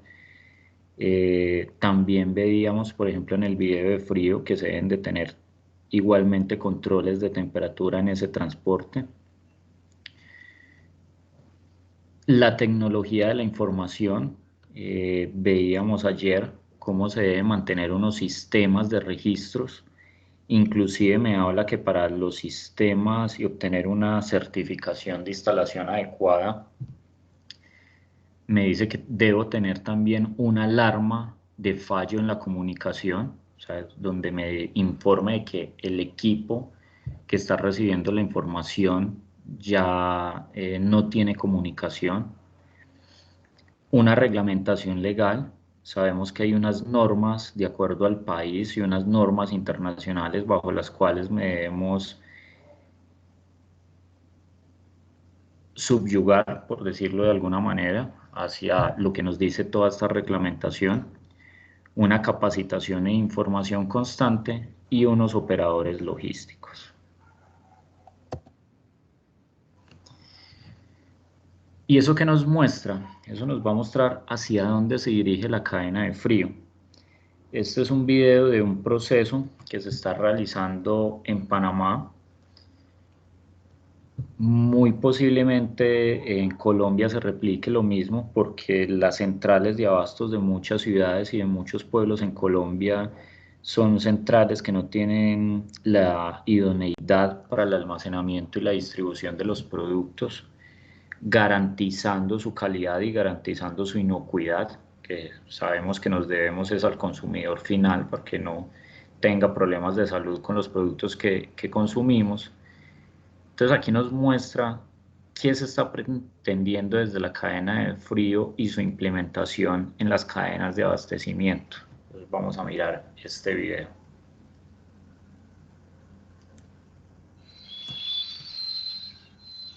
Para un manejo adecuado y conservación de los alimentos, desde su lugar de origen hasta su punto de distribución, es necesario una cadena de frío sistematizada.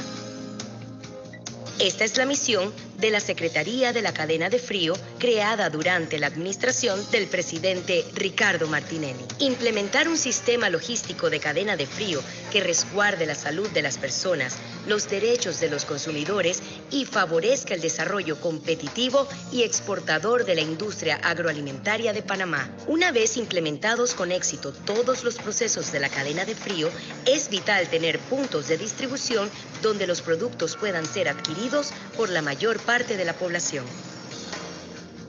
Actualmente, los productos que provienen de tierras altas, la región que produce la mayor parte de los alimentos que se consumen en el país, se distribuyen en mercados y puestos de ventas informales que, si bien cumplen con la necesidad de abastecer, no reúnen las condiciones sanitarias ni de conservación de temperatura adecuada.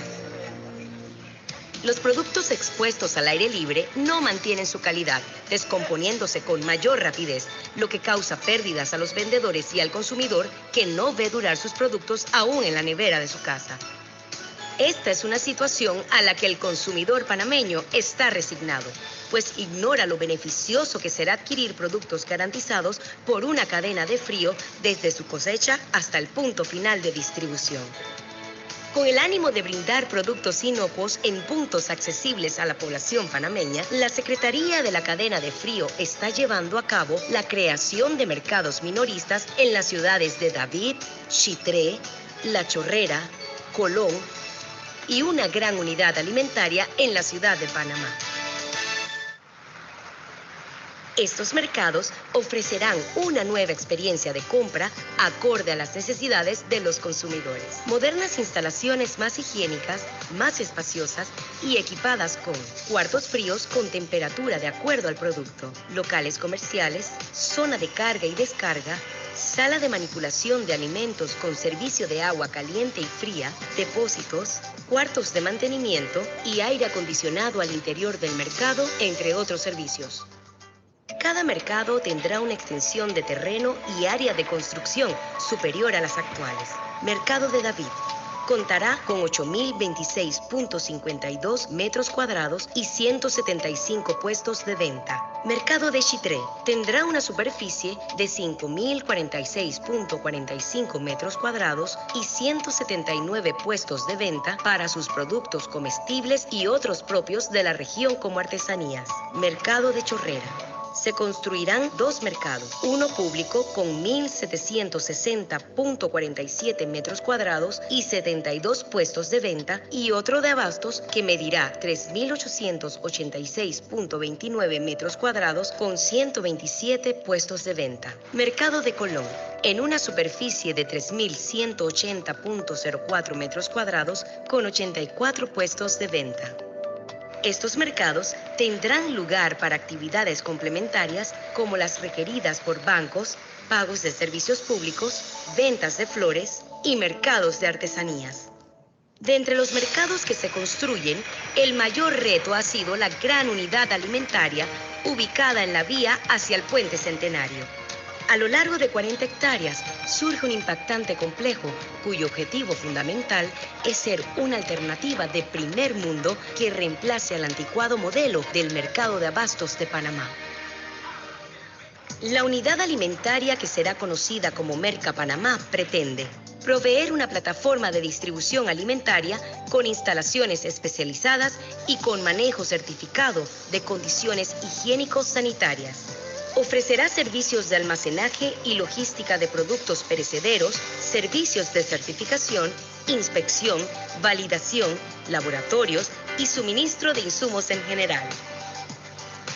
Merca Panamá será motivo de orgullo para el país y la región.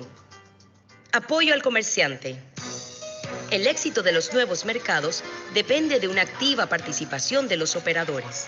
Orientados a este grupo, la Secretaría está implementando un intenso programa de bloques formativos y capacitaciones para inculcar un cambio en la cultura de servicios y la mejora de distribución de los productos que allí se ofrecen.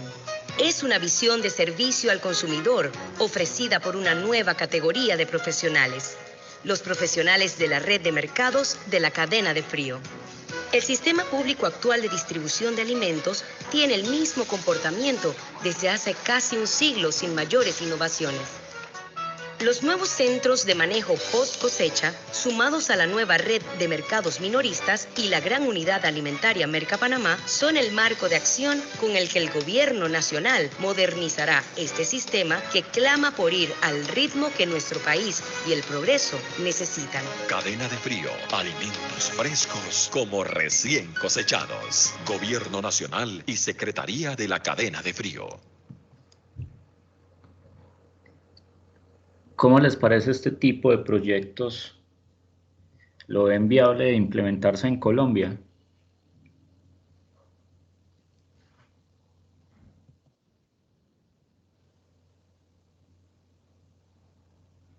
Pues si es viable o no viable, pues tocaría mirar, pero sí sería muy bueno, ya que pues ahí apunta lo que dice, la calidad del producto.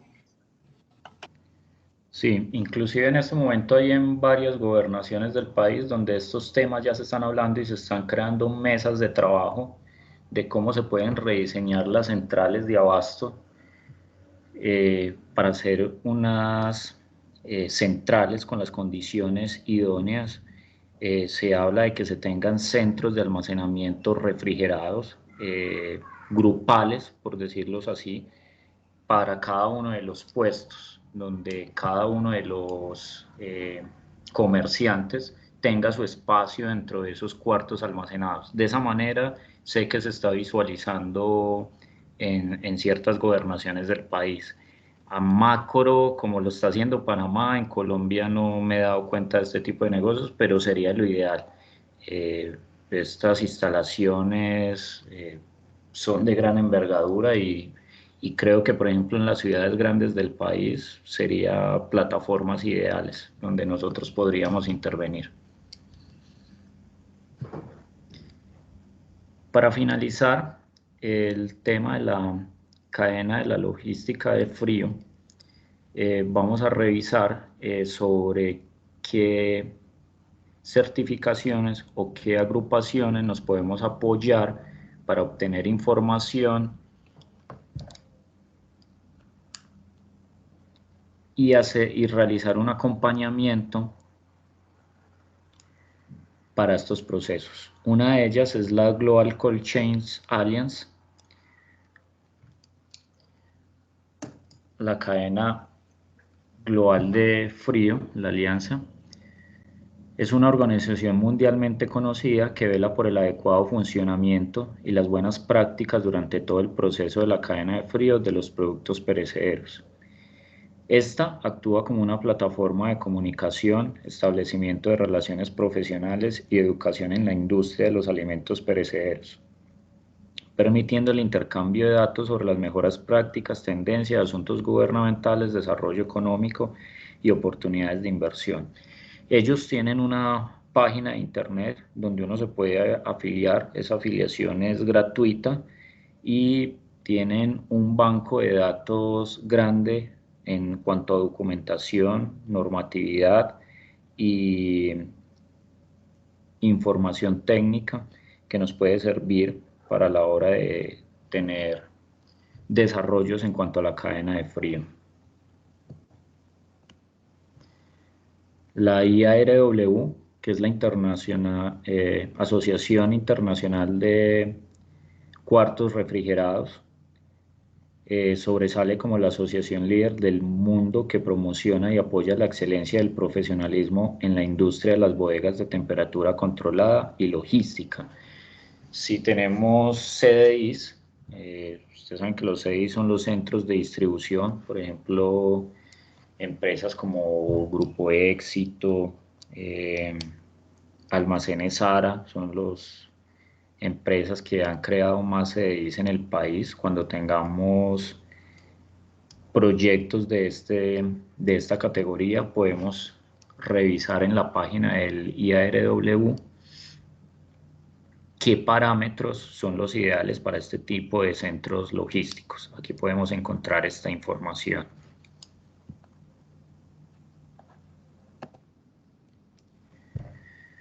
La WFLO, la World Food Logistics Organization, se dedica a velar por el manejo y almacenamiento adecuado de productos perecederos, así como el desarrollo de sistemas para mejorar las prácticas de seguridad, eficiencia y manipulación fiable de los alimentos para las personas alrededor del mundo.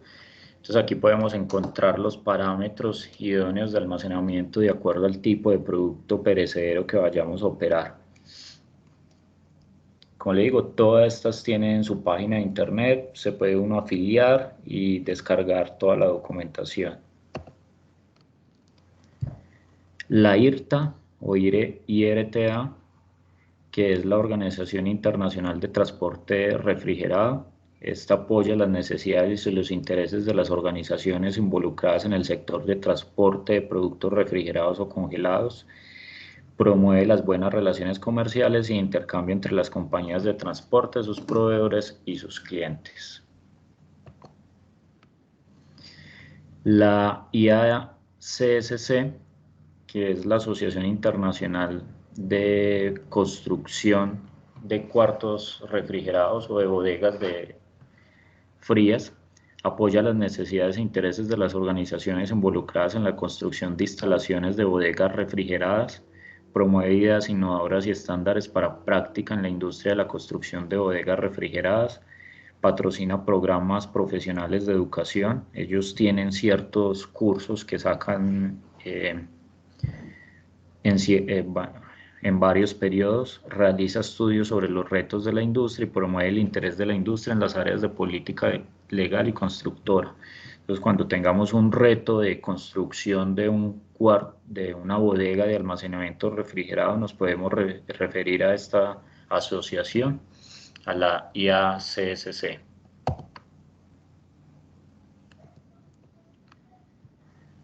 Perdón, aquí me equivoqué en el título, pero con el logo es la ISPE, que es la Sociedad Internacional de Ingeniería Farmacéutica. Es la asociación sin ánimo de lucro más grande del mundo que atiende a sus miembros a través de avanzados avances científicos técnicos.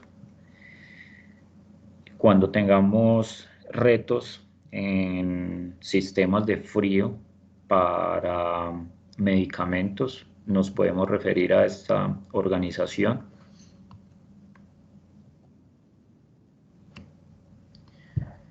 Estos son certificaciones que podemos obtener en la cadena de frío, la CCQI, que es la norma de indicadores de calidad de la cadena de frío.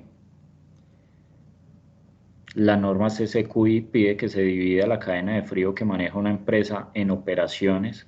Entonces, me separa cada uno de los procesos por operaciones. Entonces, el sistema de frío debe estar diseñado para la operación en la que se requiera. Estas operaciones son actividades típicas de una organización de este sector. De esta forma es más fácil la comparación y medida de la calidad de las mismas. Se identifican operaciones como transporte en camión y tráiler, almacenamiento de corto y largo plazo, manipulación de contenedores refrigerados, transporte en buques refrigeríficos, manipulación de plataforma, transporte aéreo, etc.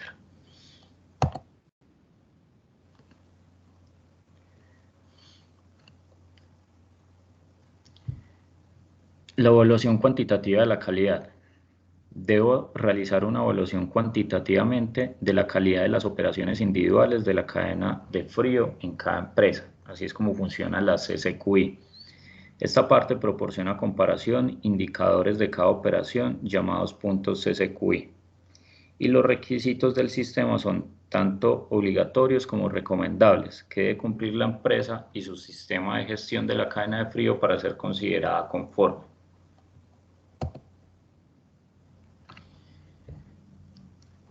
Todas estas políticas que tienen de similitud con la norma ISO 9001.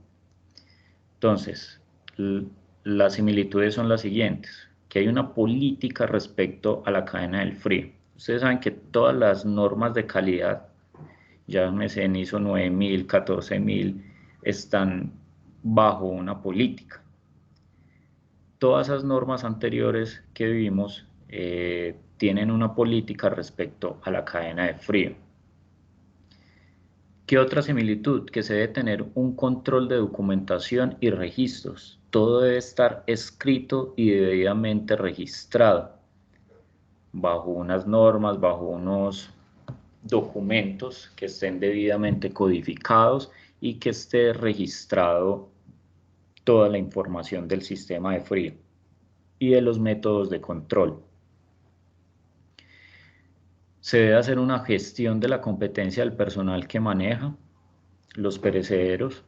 Entonces, la gente que está involucrada con el sistema de refrigeración debe ser gente capacitada y con sus certificados de capacitación. Debe haber un control de proveedores y procesos subcontratados. Se debe manejar el tema de reclamaciones de cliente y se deben realizar auditorías internas y revisión por parte de la dirección. Entonces, cuando implementamos todo un sistema de protocolos de la cadena de frío en los sistemas de refrigeración, es lo mismo como si estuviéramos implementando una norma ISO 9000 en una empresa. Entonces, se deben de tener en cuenta todos los parámetros que exige la norma. ¿Cuáles son los pasos para obtener esa certificación CCQI? Entonces, obtener la norma CCQI, que es una norma que se descarga de internet. Documentar todos los requisitos de la norma respecto al sistema de gestión de la cadena de frío de esa organización. ¿Esto qué me implica? Que se debe desarrollar un manual de la compañía y de cómo se va a gestionar la cadena de frío. Implantar el sistema de gestión de la cadena de frío en toda la organización. Esto incluye el cumplimiento de las tablas SQI que se descargan dentro del manual. La realización de auditorías internas y revisión del sistema de la dirección. Pasar con éxito la auditoría como en todo tipo de norma y se obtiene el certificado. ¿Qué ventajas me da esta certificación? En primer lugar, es una norma adaptada de verdad a las necesidades del sector de la cadena de frío. Las empresas que fabrican, más transportan o distribuyen productos perecederos o sensibles a la temperatura. Es una norma hecha por y para empresas que gestionan cadena de frío en sus operaciones. Y es una certificación que ayuda a diferenciar a la organización que la posea y generar confianza. Permite mostrar cuantitativamente ante los clientes, consumidores y otras partes interesadas la profesionalidad, eficacia y competencia de la cadena de frío que se maneja.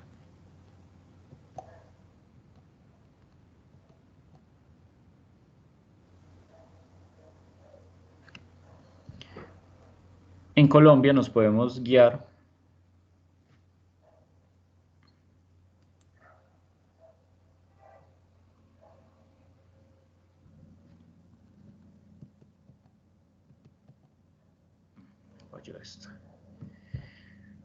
como conclusión. Frecuentemente se comete el error de direccionar los esfuerzos en la variable tecnológica, o sea, en el sistema de refrigeración como tal, llámese en unidades condensadoras, evaporadores, todos los demás elementos. Y se olvida la incidencia de los factores no tecnológicos como las BPM, las buenas prácticas de manufactura, las BPA, el hazard, y en general la normatividad implícita en la calidad final del producto que pasa por la cadena de frío como herramienta logística de la cadena productiva.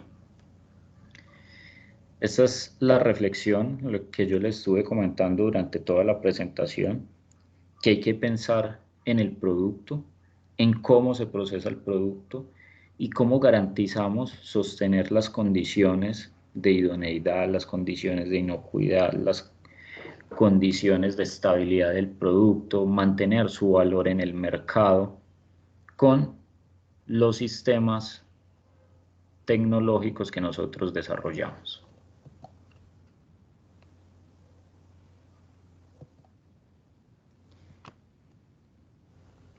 Listo. Como hoy no nos tomamos el receso, vamos a dejar ahí por hoy.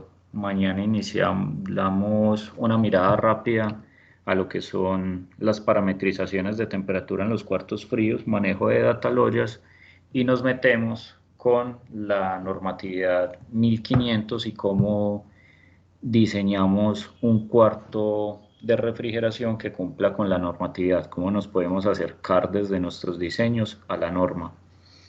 ¿Qué inquietudes tienen del día de hoy, de ayer? Comentarios, sugerencias.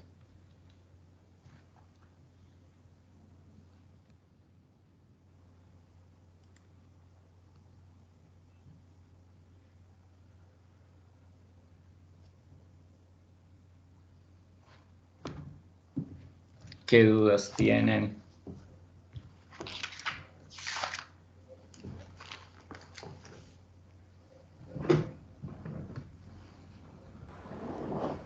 Ingeniero, información acerca de protocolos de transporte refrigerado, por ejemplo, para las vacunas, medicamentos, con este tema del COVID. Sí, información podemos tener. En la ATP están estos protocolos establecidos y hay unos documentos de la ONU donde también está todas estas directrices. Voy a crear un archivito y se los envío. Mañana les tengo armado el paquete y les digo cómo se los puedo enviar. Pero sí existen todas esas directrices, inclusive es la información más extensa que hay en este momento. Hay unos que son de pago, el problema es que hay unos que son de pago.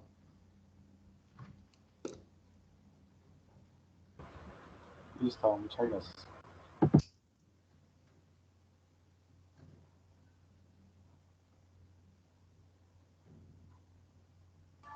No, profe, yo creo que de pronto las dudas que vamos a tener las podemos mirar es cuando estamos haciendo el diseño del cuarto, ya que es cuando uno ya se presenta pues bastantes dudas. Y con respecto a eso, pues bien, hay muchas empresas hoy en Colombia que no cumplen esas cadenas de frío, afectando pues el producto y en últimas a nosotros que somos los consumidores finales, sobre todo la parte que dice pues, el trabajo y esas partes. Sí, eso es fundamental. En verdad la cantidad de empresas que no cumplen con todos los requerimientos son muchas en el país. MIPYMES agroindustriales en el país hay registradas más de 8.000. No creo que se llegue a un 20% en el cumplimiento de la cadena de frío. Entonces ahí hay un mercado por explotar, un mercado muy grande. Lo importante es que nosotros ya tenemos las herramientas en la visión de la cadena de frío. Entonces no solo llegamos al cliente desde nuestra parte técnica, desde nuestra parte ingenieril, sino que nos podemos acercar al cliente desde la base de mercado, desde lo que a él le interesa, desde cómo puede subir su nivel de calidad a través de la implementación de unos sistemas de frío adecuados dentro de su cadena.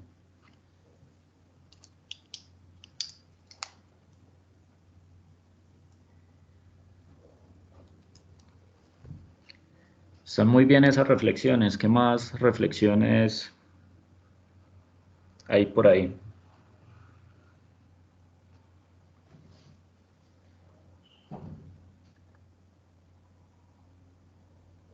Pero pues si tiene de pronto información que me pueda pues pasar, le agradezco acerca de todo lo que tiene que ver con aves de corral, más exactamente pues pollos. Con aves de corral. Sí, Sí, tengo... para ser exactos, pollos. Sí, tengo algo de información. Organizo también, lo meto dentro del paquete junto con vacunas. Gracias.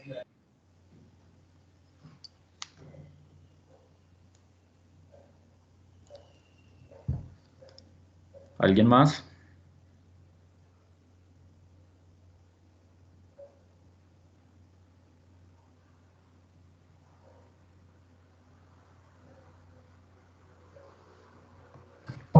No, señor.